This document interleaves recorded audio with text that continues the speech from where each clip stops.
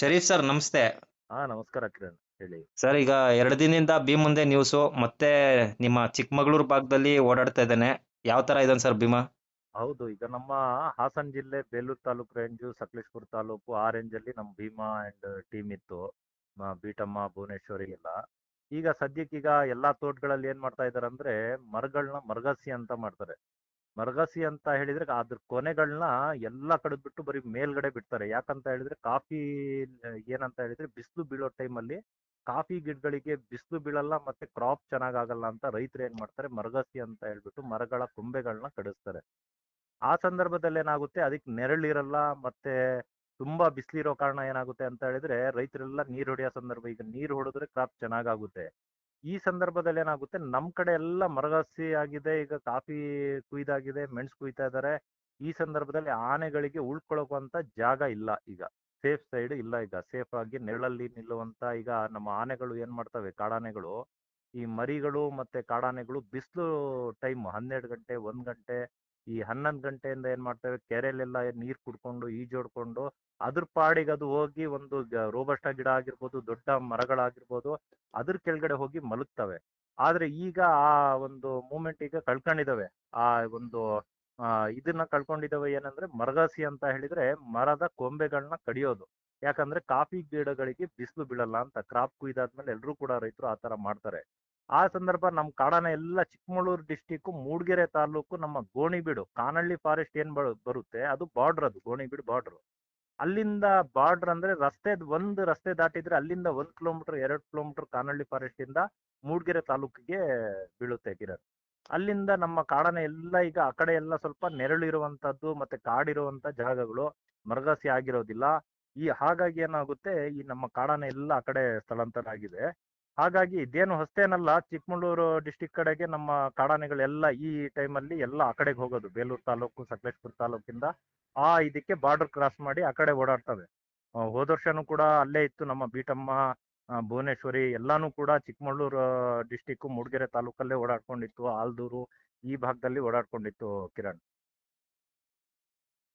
ಮತ್ತೆ ಇದರಲ್ಲಿ ನೋಡಿ, ನಮ್ಮ ಭೀಮಾನು ಕೂಡ, ಭೀಮಾ ಈ ಟೀಮ್ ನಲ್ಲಿ ಈಗ ಬೀಟಮ್ಮ ಟೀಮ್ ನಲ್ಲಿ ಇದ್ದಾನೆ. ಬೀಟಮ್ಮ 2 ಅನ್ನೋ ಟೀಮ್ ನಲ್ಲಿ ಎಲ್ಲಾ ಟೀಮ್ಗಳ ಜೊತೆಯಲ್ಲಿ ಭೀಮಾ ಅಂತೂ ಸಹಜವಾಗಿ ನೋಡಿ, ಒಂದು ನ್ಯೂಸ್ ಚಾನಲ್ ಒಂದು ಪ್ರಸಾರನ ನಾನು ನೋಡಿದೆ, ಪವರ್ ಟಿವಿ ಒಂದು ನ್ಯೂಸ್ ಚಾನಲ್ ಅಲ್ಲಿ ನೋಡಿ ಒಂಥರ ಬೇಸರ ಆಯ್ತು ನನ್ಗೆ. ಏನಂತ ಹೇಳಿದ್ರೆ ನೋಡಿ, ಎಲ್ಲಾ ಅದು ಏನ್ ಸಾಕ್ ಪ್ರಾಣಿಗಳೆಲ್ಲ ಕಾಡಾನೆಗಳು, ಕಾಡಾನೆಗಳೇ. ಈಗ ಸಾಕ್ ಪ್ರಾಣಿ ಆದ್ರೆ ಅದಕ್ಕೆ ಎಲ್ಲಿ ಹೋಗ್ಬೇಕು, ಎಲ್ಲಿ ಬರ್ಬೇಕು, ಏನ್ ತಿನ್ಬೇಕು, ಯಾವ ಟೈಮಲ್ಲಿ ತಿನ್ಬೇಕು, ಇದೆಲ್ಲ ಟೈಮಿಂಗ್ ಇರುತ್ತೆ ಸಾಕಾನೆಗಳಿಗೆ. ಆದ್ರೆ ಕಾಡಾನೆಗಳಿಗೆ ಅದ್ ಎಲ್ಲಿ ಆಹಾರನ ಹುಡುಕ್ತಾ ಓಡಾಡ್ತವೆ ಅದು. ಹಗ್ಲೊತ್ತಾಗ್ಲಿ. ನಮ್ ಭೀಮನ್ ಸ್ಟೈಲ್ ಏನಂತಾದ್ರೆ, ಬೇರೆ ಕಾಡಾನೆಗಳೆಲ್ಲ ಹಗ್ಲೊತ್ತು ಓಡಾಡಲ್ಲ, ಒಂದ್ ಕಡೆಯಿಂದ ಒಂದ್ ಕಡೆ ನಿಂತಿರ್ತವೆ. ದಾಟಿಸ್ಬೇಕಂತ ಹೇಳಿದ್ರು ಅರಣ್ಯ ಇಲಾಖೆಯವ್ರು ಬಂದು ಹರಸಾಹಸ ಪಟ್ಟು ಒಂದ್ ಕಡೆಯಿಂದ ಒಂದ್ ಕಡೆಗೆ ಹಗ್ಲೊತ್ತಲ್ಲಿ ದಾಟಿಸ್ಬೇಕು. ಇಲ್ಲ ಅಂತ ಹೇಳಿದ್ರೆ 6:30 7 ಗಂಟೆ ಸಮಯ ನಂತರ ಅದು ರಸ್ತೆ ದಾಟೋದು ಕಾಡಾನೆಗಳ ಗುಂಪು. ಆದ್ರೆ ನಮ್ ಭೀಮನ್ ಸ್ಟೈಲ್ ಏನಂದ್ರೆ, ಹಗ್ಲೊತ್ತೆ ಅದಕ್ ಮನ್ಸ್ ಬಂತು ಅಂದ್ರೆ ಅದು ರಸ್ತೆಯಲ್ಲೇ ನಡ್ಕೊಂಡು ಹೋಗುತ್ತೆ, ಯಾರಿಗೂ ಕೂಡ ತೊಂದರೆ ಕೊಡಲ್ಲ. ಅದ್ ಯಾರಿಗೂ ಒಂದು ಜನ ನಿಂತಿದ್ರು ಯಾಕೆ ನಿಂತಿದ್ದೀರಾ ಅಂತಾನು ಅದು ಮೂಸು ನೋಡಲ್ಲ. ಆದ್ರೆ ಅದು ಕಾಡಾನೆ ಇರುತ್ತೆ, ಹತ್ರ ಹೋದ್ರೆ ಯಾವ್ದೇ ಕಾಡಾನೆ ಆಗ್ಲಿ ದಾಳಿ ಮಾಡೇ ಮಾಡುತ್ತೆ. ಅದಕ್ಕೆ ಯಾಕಂತ ಹೇಳಿದ್ರೆ ಅದಕ್ಕೆ ಅಷ್ಟು ಬುದ್ಧಿ ಇರಲ್ಲ. ಮನುಷ್ಯರು ನನಗೇನ್ ಮಾಡಲ್ಲ, ನಾನೇನು ಮಾಡಬಾರ್ದು ಅಂತ ಅದಕ್ಕೇನು ಮನ್ಸೊಳಗಿರಲ್ಲ. ಅಷ್ಟು ಬುದ್ಧಿ ಕಲ್ತಿರುವಂತ ಆನೆಗಳಲ್ಲ, ಯಾಕಂದ್ರೆ ಅದು ಕಾಡಾನೆಗಳು. ಅದೇ ಸಾಕಾನೆಗಳಾದ್ರೆ ಅದಕ್ಕೆ ಗೊತ್ತಿರುತ್ತೆ. ಯಾವ್ದೇ ಸಾಕಾನೆ ಆದ್ಲಿ ಮಾವುತ ಕಾವಡಿಗಳು ಇಲ್ದಲೆ ಸಮಯದಲ್ಲಿ ನಾವು ಹತ್ರ ಹೋದ್ರೆ ಒಂದೊಂದ್ಸತಿ ಅದಕ್ಕೆ ಒಂಥರ ಯಾಕೆ ಬಂದವರು ಅಂತ ಹೇಳಿದ್ರೆ, ಸಾಕಾನೆನೂ ಕೂಡ ಒಂದ್ಸತಿ ದಾಳಿ ಮಾಡೋ ಸಂದರ್ಭಗಳು ಸುಮಾರು ಸತಿ ನಾವು ನೋಡಿದೀವಿ. ಹಲವಾರು ವಿಡಿಯೋಗಳಲ್ಲಿ ನಾವು ನೋಡಿದೀವಿ. ನಮ್ ಕಣ್ಮುಂದೆ ದೃಶ್ಯಾವಳಿಗಳು ನೋಡಿದೀವಿ ನಾವು, ಸಾಕಾನೆಗಳೇ ದಾಳಿ ಮಾಡಿರೋಂಥದ್ದು. ಆದ್ರೆ ಕಾಡಾನೆಗಳು ಒಂದು ಪವರ್ ಟಿವಿ ನ್ಯೂಸ್ ಚಾನಲ್ ಅಲ್ಲಿ ಹೇಳ್ತಾರೆ, ಅವರು ಆಂಕರ್ ಹೇಳ್ತಾರೆ, ಸೊಂಡ್ಲು ಕಟ್ಟಾಗ್ಬಿಟ್ಟಿದೆ ಆದ್ರೂ ಕೂಡ ಅದರ ಕೊಬ್ಬು ಇಳ್ದಿಲ್ಲ ಅಂತಾರೆ. ಏನ್ ಕೊಬ್ಬಿರುತ್ತೆ ಒಂದು ಕಾಡಾನೆ ಅಂದ್ಮೇಲೆ, ಅದಕ್ಕೊಂದು ಒಂದು ಒಂಥರ ಅಗ್ರೆಸಿವ್ ಆಗಿ ಇದ್ದೇ ಇರುತ್ತೆ. ಆದ್ರೆ ನಮ್ ಭೀಮಾ ಆತರ ಸ್ವಭಾವದ್ದು ಆನೆನೇ ಅಲ್ಲ. ಯಾಕಂತ ಹೇಳಿದ್ರೆ ನಮ್ಮ ಬೇಲೂರು ತಾಲೂಕು ಬಿಕ್ಕೋಡ್ ಭಾಗದಲ್ಲೆಲ್ಲ ಹಗ್ಲೊತ್ತೆ ಓಡಾಡ್ತಿರೋದು ಇದು ಮೊದಲನೇ ಸತಿ ಅಲ್ಲ. ಚಿಕ್ಕಮಗಳೂರು ಭಾಗದಲ್ಲಿ ಹೋಗಿ ನಮ್ ಭೀಮಾ ದಾಂಧಲೆ ಮಾಡ್ತಾ ಇದ್ದಾನೆ ಅಂತ ಹೇಳಿ ಪ್ರಸಾರ ಮಾಡ್ತಾರೆ. ಯಾವ್ದೇ ರೀತಿ ದಾಂಧಲೆ ಮಾಡಲ್ಲ. ಈಗ ಬೇಲಿ ಅಡ್ಡ ಇದೆ ಅಂತ ಹೇಳಿದ್ರೆ ಆನೆಗೆ ಯಾವ್ದೇ ಲೆಕ್ಕ ಇಲ್ಲ. ಬೇಲಿ ಕಾಂಪೌಂಡ್ ಇದ್ರೂ ಲೆಕ್ಕಕ್ಕಿಲ್ಲ, ಅದು ಹೋಗ್ಬೇಕಂದ್ರೆ ಮುರ್ಕೊಂಡೇ ಹೋಗುತ್ತೆ. ಯಾಕಂದ್ರೆ ಆನೆ ನಡೆದಿದ್ದೇ ದಾರಿ ಅಂತ ಒಂದು ಗಾದೆ ಇದೆ, ಅದು ಸಹಜವಾಗಿ ಇದ್ದೇ ಇರುತ್ತೆ. ಯಾಕಂತ ಹೇಳಿದ್ರೆ ಅದು ಆನೆ ಇರುತ್ತೆ, ಅದು 6,000 7,000 kg ಇರುವಂತ ಆನೆಗಳು, ಕಾಡಾನೆಗಳು. ಅಂತದ್ರಲ್ಲಿ ಅದು ಬೇಲಿ ಇದ್ರೆ ಅಡ್ಡ ಇದ್ರೆ ಬೇಲಿ ಮುರ್ಕೊಂಡೇ ಹೋಗೋದು. ಯಾವ್ದೇ ರೀತಿ ಬೆಳೆ ನಷ್ಟ ಆಗಿರ್ಬೋದು, ಯಾವ್ದೇ ರೀತಿ ಜನಗಳಿಗೆ ತೊಂದರೆ ಕೊಡೋದಾಗಿರ್ಬೋದು ನಮ್ ಭೀಮಾ ಮಾಡೋದಿಲ್ಲ. ಭೀಮಾ ಒಂದಕ್ಕೆ ಹೆಸರು ತಗೊಂಡು ಕಿವಿ ಹರಿದೋಗಿದೆ, ಸೊಂಡ್ಲು ಕಟ್ಟಾಗಿದೆ ಅಂತಾರೆ. ಸೊಂಡ್ಲು ಕಟ್ಟಾಗಿರೋದಲ್ಲ, ಕಿವಿ ಹರಿದೋಗಿ ಅದು ಯಾವಾಗ ನಮ್ಮ ಸಕಲೇಶ್ಪುರ ತಾಲೂಕು ಹಾಸನ ಜಿಲ್ಲೆಗೆ ಬಂತು ಆವಾಗಿಂದಲೂ ಕಿವಿ ಅದ್ರದ್ದು ಹದ್ದೇ ಇರೋದು ಒಂದು ಗುರುತು ನಮ್ಗೆ. ಅದು ಭೀಮಾ ಆನೆನೆ, ಅದ್ರ ಗಾತ್ರ ಆಗಿರ್ಬೋದು, ಅದರ ದಂತ ಆಗಿರ್ಬೋದು, ನೋಡ್ ತಕ್ಷಣ ನಮ್ಗೆ ಗುರ್ತಿಡುವಂತ ಆನೆ ಅದು ನಮ್ ಭೀಮಾ ಆಗಿದಾನೆ. ಆದ್ರೆ ಇಷ್ಟುವರೆಗೆ ಯಾರಿಗೂ ತೊಂದರೆ ಕೊಟ್ಟಿರುವಂತ ಆನೆ ಅಲ್ಲ. ಹಗ್ಲೊತ್ತೆ ರಸ್ತೆಯಲ್ಲಿ ನಡ್ಕೊಂಡು ಹೋದ್ರು ಯಾರಿಗೂ ತೊಂದರೆ ಕೊಟ್ಟಿಲ್ಲ. ಅದೊಂದು ನಾನು ಪ್ರಸಾರ ಮಾಡಿದಂತ ಒಂದು ಪವರ್ ಟಿವಿ ಚಾನಲ್ ಅವ್ರಿಗೆ ಹೇಳ್ತೀನಿ. ಮತ್ತೆ ಭೀಮನ್ ಬಗ್ಗೆ ಆ ಒಂಥರ ಹಗುರವಾಗಿ ಮಾತಾಡೋರಿಗೆ ಒಂಥರ ನಮ್ಗೆ ಬೇಸರ ಆಗುತ್ತೆ. ಯಾಕಂತ ಹೇಳಿದ್ರೆ ಭೀಮಾ ಒಂದೇ ಕಾಡಾನೆ ಅಲ್ಲ, ಅದ್ರ ಒಟ್ಟಿಗೆ ಇರುವಂತ ಒಂದು ಟೀಮ್ ಇದೆ. ಅದು ಕಾಡ್ ಪ್ರಾಣಿ ಇದೆ. ಆನೆಗಳ ಒಂದು ಸಹಜ ರೀತಿ ಏನಂತ ಹೇಳಿದ್ರೆ ಅದು ಜನಗಳಿಗೆ ನೋಡಿದ್ರೆ ಅಗ್ರೆಸಿವ್ ಆಗೇ ಆಗುತ್ತೆ. ಯಾಕೆ ಹೋಗ್ಬೇಕು ಜನಗಳು, ಯಾಕೆ ಹಗ್ಲೊತ್ತು ಅದಕ್ಕೆ ತೊಂದರೆ ಕೊಡಬೇಕು? ಅದು ಹಗ್ಲೊತ್ತಲ್ಲಿ ನಿಂತಿದ್ದ ಜಾಗದಲ್ಲೇ ನಿಂತಿರ್ತವೆ. ಅದಕ್ಕೆ ಹೋಗಿ ನಾವು ತೊಂದರೆ ಕೊಟ್ರೆ ಮಾತ್ರ ಅದು ನಮಗ್ ತೊಂದರೆ ಕೊಡೋದು. ರಾತ್ರಿ ಆದ್ರೆ ಅದು ಆಹಾರ ಹುಡ್ಕೊಂಡು ಒಂದ್ ಕಡೆಯಿಂದ ಒಂದ್ ಕಡೆಗೆ ಸ್ಥಳಾಂತರ ಆಗೋದು ಸಹಜ ಕಾಡು ಪ್ರಾಣಿ ಅಂದ್ಮೇಲೆ. ಅಂತ ನ್ಯೂಸ್ ಚಾನಲ್ ಅವರು ಪ್ರಸಾರ ಮಾಡೋರು ರೈತರ ಬೆಳೆ ನಷ್ಟ ಹಾಗೆ ಹೀಗೆ ಅಂತ ಹೇಳೋರು ಇಷ್ಟ ದಿವಸ ಎಲ್ಲಿದ್ರು?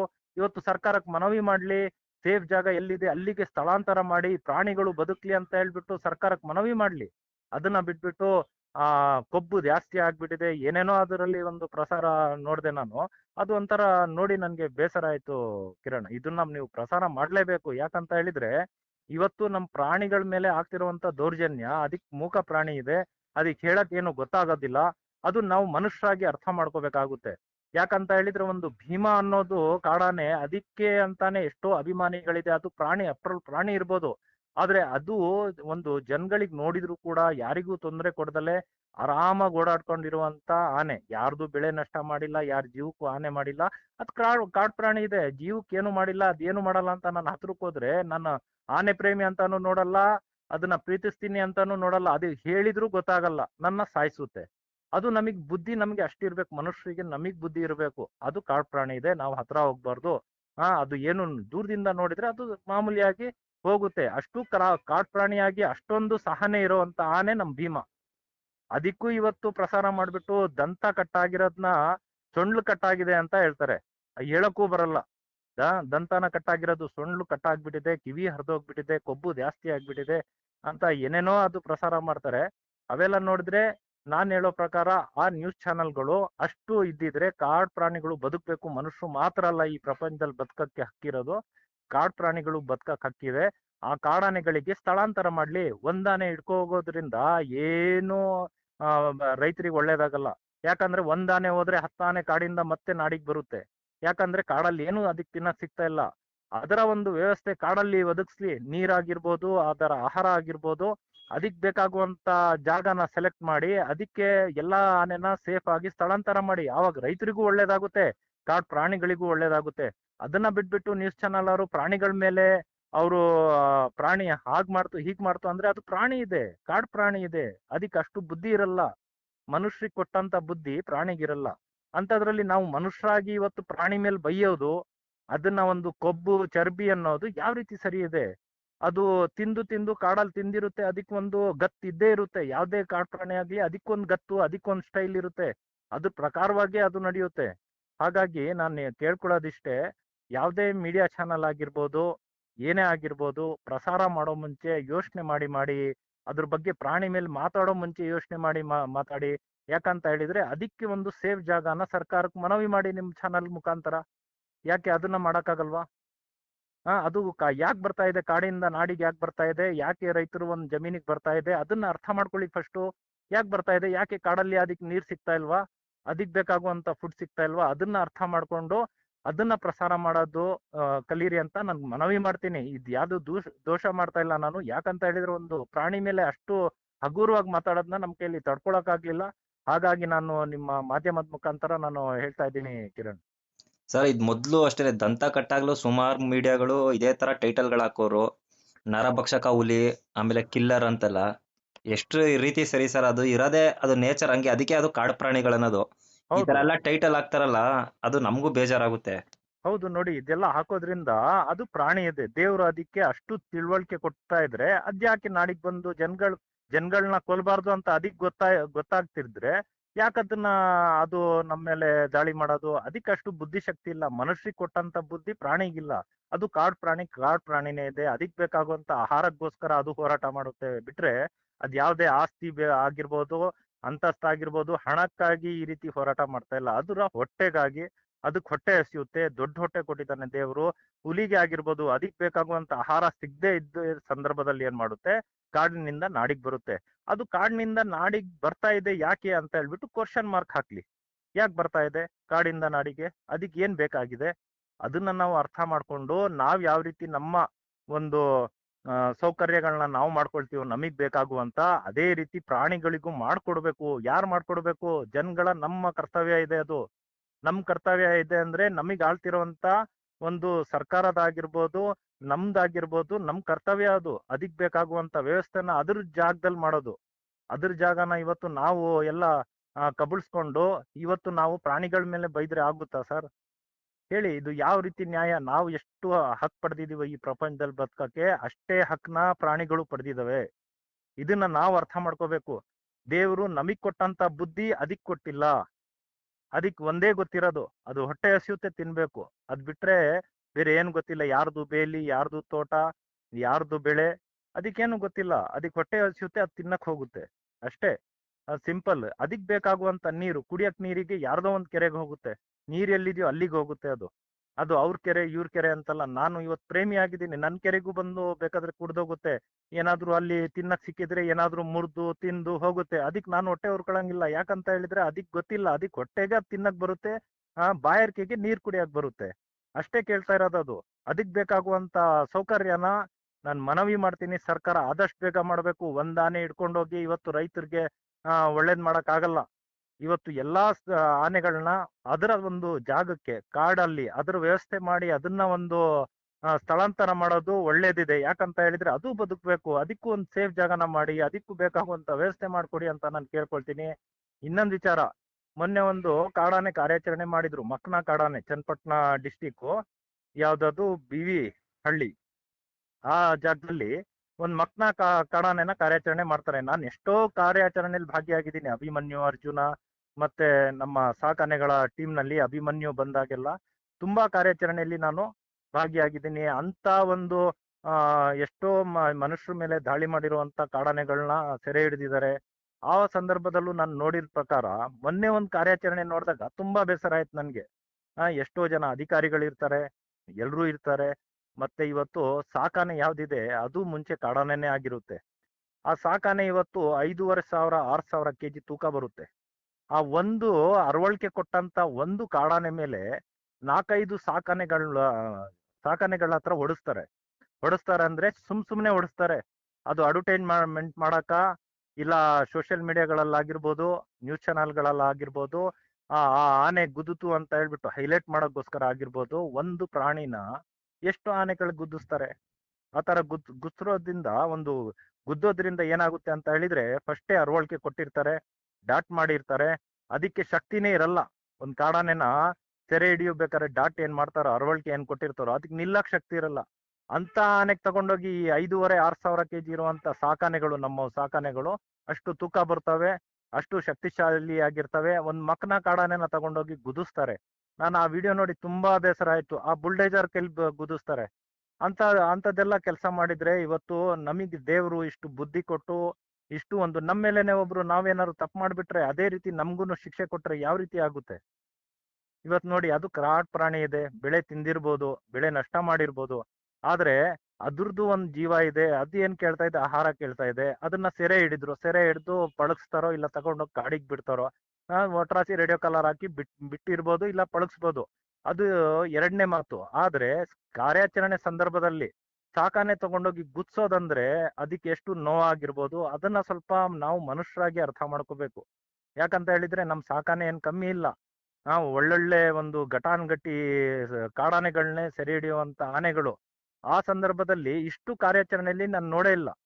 ಆ ಒಂದ್ ಮಕ್ನಾ ಕಾಡಾನೆನ ಬುಲ್ಡೋಸರ್ ಅಲ್ಲಿ ಗುದಿಸ್ತಾರೆ. ಆ ಸಾಕಾನೆ ತಗೊಂಡೋಗಿ ಒಂದು ಹೊಸ ಆನೆ, ಈಗ ಅದಕ್ಕೆ ಟ್ರೈನಿಂಗ್ ಮಾಡ್ಬೇಕು ಅಂತ ಹೇಳಿದ್ರೆ ಒಂದ್ ಕಾರ್ಯಾಚರಣೆಯಲ್ಲಿ ಸಿಂಪಲ್ ಆಗಿ ಗುದಿಸ್ತಾರೆ. ಅದು ನಾವು ನೋಡಿದೀವಿ. ಆದ್ರೆ ಎಲ್ಲಾ ಸಾಕಾನೆಗಳನ್ನ ತಗೊಂಡೋಗ್ಬಿಟ್ಟು ಒಂದಾನೆ ಮೇಲೆ ಮುಗಿ ಬೀಳೋದು ಎಷ್ಟ್ರ ಮಟ್ಟಿಗೆ ಸರಿ ಅಂತ ಹೇಳ್ಬಿಟ್ಟು ಇವತ್ತು ಹಿರಿಯ ಅಧಿಕಾರಿಗಳು ಮತ್ತೆ ಅರಣ್ಯ ಸಚಿವರು ಇದ್ರ ಬಗ್ಗೆ ಗಂಭೀರವಾಗಿ ತಗೊಳ್ಬೇಕು. ಸುಮ್ನೆ ಕಾರ್ಯಾಚರಣೆ ಅಂತ ಹೇಳ್ಬಿಟ್ಟು ಒಂದ್ ಆನೆನ ರೈತರ ಮುಂದೆ ಹಿಡಿದ್ಬಿಟ್ಟು ಅಡ್ವರ್ಟೈಸ್ ಮಾಡಿ ಹೈಲೈಟ್ ಮಾಡಿ ಎಲ್ಲ ಬಿಟ್ಬಿಟ್ರೆ ಇನ್ನೂ 10 ಆನೆ ಇರುತ್ತಲ್ಲ, ಅದಕ್ಕೇನ್ ಮಾಡ್ತೀರಾ? ಅದನ್ನ ಒಂದು ಅರ್ಥ ಮಾಡ್ಕೋಬೇಕಾಗಿತ್ತೆ. ಒಂದ್ ಆನೆ ಹಿಡ್ಕೊಂಡು ಹೋಗ್ಬಿಟ್ಟು ನಾವು ಸಾಹಸ ಮಾಡಿದ್ವಿ, ನಾವು ರೈತರ ಬೆಳೆನ ಉಳಿಸ್ಬಿಟ್ವಿ ಅಂತ ಅನ್ಕೊಳ್ಳೋದು ತುಂಬಾ ತಪ್ಪಿದೆ. ಯಾಕಂತ ಹೇಳಿದ್ರೆ ಒಂದ್ ಆನೆ ಹಿಡಿದ್ರೆ 10 ಆನೆ ಮತ್ ಕಾಡಿಂದ ಬರುತ್ತೆ. ಇದ್ ಬೇಕಾದ್ರೆ ನೀವು ಬರ್ದಿಟ್ಕೊಳ್ಳಿ ನಾನು ಏನ್ ಹೇಳಿದ್ದೆ ಅಂತ ಹೇಳ್ಬಿಟ್ಟು. ಯಾಕಂತ ಹೇಳಿದ್ರೆ ಒಂದ್ ಗುಂಪಿನಿಂದ ಒಂದ್ ಆನೆ ಸೆರೆ ಹಿಡಿದ್ರೆ ಅದಕ್ ಬಂದಿ ಮತ್ತೆ 10 ಆನೆಗಳು ಸೇರ್ತವೆ ಒಂದ್ ವರ್ಷದಲ್ಲಿ. ಇವತ್ತು ಒಂದ್ ಆನೆ ಹಿಡ್ಕೊಂಡೋಗಿ ಅದಕ್ಕೆ ಜೀವಹಿಂಸೆ ಕೊಟ್ಟು ತಗೊಂಡೋಗಿ ಪಳಗ್ಸಿ ಇಲ್ಲ ಕಾಡಿಗೆ ಬಿಟ್ರೆ ಪರವಾಗಿಲ್ಲ. ಆದ್ರೆ ಅರವಳಿಕೆ ಕೊಟ್ಟಾಗ ಏನಾಗುತ್ತೆ, 1 ರಿಂದ 4 ಅರವಳಿಕೆ ಕೊಟ್ಟಾಗ ಒಂದೊಂದ್ ಆನೆಗಳು ಬದುಕದೇ ಇಲ್ಲ, ಸತ್ತೋಗ್ತವೆ. ಯಾಕಂದ್ರೆ ಒಂದು ಎಕ್ಸಾಂಪಲ್ ನಮ್ ಮುಂದೆ ಇದೆ. ಸಕಲೇಶ್ಪುರ ಹಲ್ಸುಲ್ಗೆ ಭಾಗದಲ್ಲಿ, ಹೊಸೂರು ಭಾಗದಲ್ಲಿ ಒಂದು ಶಾಂತಿ ಅನ್ನೋ ಒಂದ್ ಕಾಡಾನೆಗೆ ರೇಡಿಯೋ ಕಾಲರ್ ಅಳವಡಿಕೆ ಮಾಡಿ ಬಿಟ್ಟಿದ್ರು, ಅರವಳಿಕೆ ಹೊಡೆದು. ಆ ಅರವಳಿಕೆಗೆ ಅದು ಸಿಕ್ಕಿಲ್ಲ ಅಂತ ಒಂದು 5-6 ಡೋಸ್ ಹೊಡೆದಿದ್ರು. ಆ ಸಂದರ್ಭದಲ್ಲಿ 3 ತಿಂಗಳು ಬಿಟ್ಟು ಆ ಆನೆ ಸತ್ತೋಯ್ತು. ತುಂಬಾ ಚೆನ್ನಾಗಿತ್ತು ಆನೆ. ಅಂತ ಆನೆನ ಅರವಳಿಕೆಯಿಂದ ಸಾವಪ್ತು ಅದು. ಅದ್ ಬೇಕಾರೆ ಎಲ್ಲ ಅಧಿಕಾರಿಗಳು ನನ್ನ ಮಾತು ಕೇಳ್ಕೊಳ್ಳಿ, ಅದು ಯಾವ್ದ್ರಿಂದ ಸಾವಾಯ್ತು ಅಂತ ಹೇಳ್ಬಿಟ್ಟು ಅವರೇ ಉತ್ತರ ಕೊಡ್ಲಿ. ಹಾಗಾಗಿ ಒಂದ್ ಪ್ರಾಣಿ ಜೀವನು ಅಷ್ಟು ಹಗುರವಾಗಿ ತಗೋಬೇಡಿ. ಯಾಕಂತ ಹೇಳಿದ್ರೆ ಅದ್ರ ಶಾಪನು ನಮಗ್ ತಟ್ಟುತ್ತೆ ಇವತ್ತಿಲ್ಲ ನಾಳೆ. ಹಾಗಾಗಿ ರೈತರು ಬೆಳೆನೂ ಉಳಿಸ್ಬೇಕು ಅಂತ ಹೇಳಿದ್ರೆ ಒಂದಾನೆ ಹಿಡ್ಕೊಂಡೋಗಿ ಏನ್ ಪ್ರಯೋಜನ ಇಲ್ಲ. ಅದಕ್ಕೆ ಶಾಶ್ವತ ಪರಿಹಾರ ಅಂದ್ರೆ ಆನೆಗಳಿಗೆ ಬೇಕಾಗುವಂತ ಆಹಾರ, ನೀರು, ಇದ್ರ ವ್ಯವಸ್ಥೆನ ಮಾಡಿ ಎಲ್ಲಾ ಆನೆನ ಸ್ಥಳಾಂತರ ಮಾಡಿ ಒಂದ್ಸತಿ ಪುಣ್ಯ ಕಟ್ಕೊಳ್ಳಿ ಅಂತ ನಾನು ಅರಣ್ಯ ಇಲಾಖೆ ಹಿರಿಯ ಅಧಿಕಾರಿಗಳಿಗೂ ಮನವಿ ಮಾಡ್ತೀನಿ, ಅರಣ್ಯ ಸಚಿವರಿಗೂ ಕೂಡ ಮನವಿ ಮಾಡ್ತೀನಿ, ಮತ್ತೆ ಮೀಡಿಯಾ ಚಾನೆಲ್ ಅವರಿಗೂ ಇದ್ರ ನಿಮ್ ಮುಖಾಂತರ ನಾನು ಹೇಳಕ್ ಇಷ್ಟಪಡ್ತೀನಿ. ಸುಮ್ನೆ ಒಂದ್ ಪ್ರಾಣಿ ಮೇಲೆ ಕ್ರೂರಿ ಹಂಗ್ ಮಾಡ್ಬಿಡ್ತು, ಅದು ಹಿಂಗ್ ಮಾಡ್ಬಿಡ್ತು ಅಂತ ಒಂದ್ ಪ್ರಾಣಿ ಮೇಲೆ ದೂರೋದು ನಾವು ಮನುಷ್ಯರಾಗಿ ಎಷ್ಟ್ರ ಮಟ್ಟಿಗೆ ಸರಿ ಅಂತ ಹೇಳ್ಬಿಟ್ಟು ನಾವೇ ಅರ್ಥ ಮಾಡ್ಕೊಳ್ಳೋಣ. ಯಾಕಂತ ಹೇಳಿದ್ರೆ ನಮಗ್ ಕೊಟ್ಟಂತ ಬುದ್ಧಿ ಆ ಪ್ರಾಣಿಗ್ ಕೊಟ್ಟಿಲ್ಲ ದೇವ್ರು. ಕೊಡ್ತಾ ಇದ್ರೆ ಅದು ತೋಟಕ್ಕೆ ಬರ್ತಾ ಇರ್ಲಿಲ್ಲ, ನಮ್ ಮನೆ ಹತ್ರನೂ ಬರ್ತಾ ಇರ್ಲಿಲ್ಲ, ನಮಗ್ ಸಾಯಿಸ್ತಾನೂ ಇರ್ಲಿಲ್ಲ. ಅದಕ್ಕೆ ಅಷ್ಟ್ರ ಮಟ್ಟಿಗೆ ಗೊತ್ತಿಲ್ಲ. ಒಂದ್ ಸಾಕ್ ನಾಯಿನೇ ಆಗ್ಲಿ ಒಂದೊಂದ್ಸತಿ ಸಾಕ್ದವ್ರ ಮೇಲೆನೆ ದಾಳಿ ಮಾಡುತ್ತೆ. ಹಾಗಾಗಿ ಅದು ಪ್ರಾಣಿ ಇರುತ್ತೆ, ಅದೇನು ಮನುಷ್ಯರ ತರ ಬುದ್ಧಿ ಇರುವಂತ ಜೀವ ಅಲ್ಲ.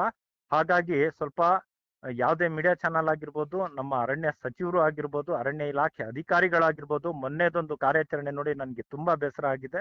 ಇದು ಒಂಥರ ಮಾಡಬಾರ್ದು ಅಂತ ಹೇಳಿ ಮುಂದಿನ ದಿನಗಳಲ್ಲಿ ಈ ರೀತಿ ಮಾಡಬಾರ್ದು ಅಂತ ನಾನು ಮನವಿ ಮಾಡ್ತೀನಿ ಕಿರಣ್. ಇದು ನೀವು ಯಾವ್ದೇ ಕಾರಣಕ್ಕಿದು ಪ್ರಸಾರ ಮಾಡ್ಲೇಬೇಕು. ಯಾಕಂತ ಹೇಳಿದ್ರೆ ಇದು ಪ್ರಸಾರ ಮಾಡಿಲ್ಲ ಅಂತ ಹೇಳಿದ್ರೆ ಅಧಿಕಾರಿಗಳಿಗೂ ಗೊತ್ತಾಗಲ್ಲ, ನಮ್ಮ ಅರಣ್ಯ ಸಚಿವರಿಗೂ ಗೊತ್ತಾಗಲ್ಲ, ಸರ್ಕಾರಕ್ಕೂ ಗೊತ್ತಾಗಲ್ಲ. ಯಾಕಂತ ಹೇಳಿದ್ರೆ ಮುಂದಿನ ದಿನಗಳಲ್ಲಿ ಇಂಥ ಘಟನೆಗಳು ಮರು ಆಗಿ ನಡಿಬಾರ್ದು. ನಡೆದ್ರೆ ಮತ್ತೆ ಎಲ್ಲ ಒಂಥರ ನಮಗೂ ಬೇಸರ ಆಗುತ್ತೆ, ನಾವು ಒಂದು ಹೆಜ್ಜೆ ಮುಂದೆ ಇಡಬೇಕಾಗುತ್ತೆ ಅಂತಾನು ನಾನು ಹೇಳ್ತೀನಿ ಕಿರಣ್.